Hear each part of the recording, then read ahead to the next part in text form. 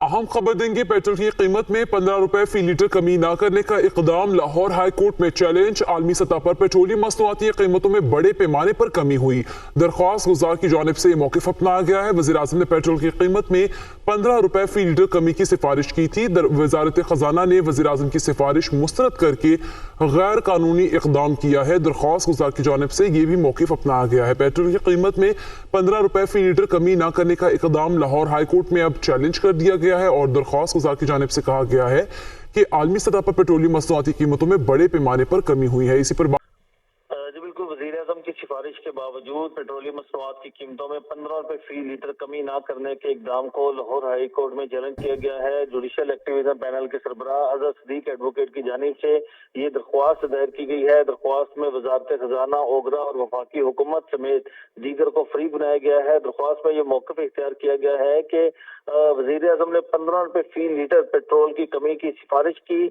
और इसके बावजूद वज़ारत ख़जाना ने वज़ीर आज़म की समरी को मुस्तरद करके पेट्रोल की कीमत में नामुनासिब कमी की है, जो कि गैर कानूनी गैर आईनी इकदाम है। दरख्वास्त में ये सजा की गई है कि अदालत वज़ीर आज़म की सिफारिश के मुताबिक पेट्रोल की कीमत में कमी करने से मुतल्लिक वज़ारत ख़जाना को नोटिफिकेशन जारी करने का हुक्म जारी करे और इस हवाले से ये दरख्वास्त लाहौर हाई कोर्ट में दायर हो चुकी है, जिसकी समाअत पीर के रोज होगी। जी सही, बहुत शुक्रिया मोहम्मद इशफाक, आप हमें आगाह कर रहे हैं।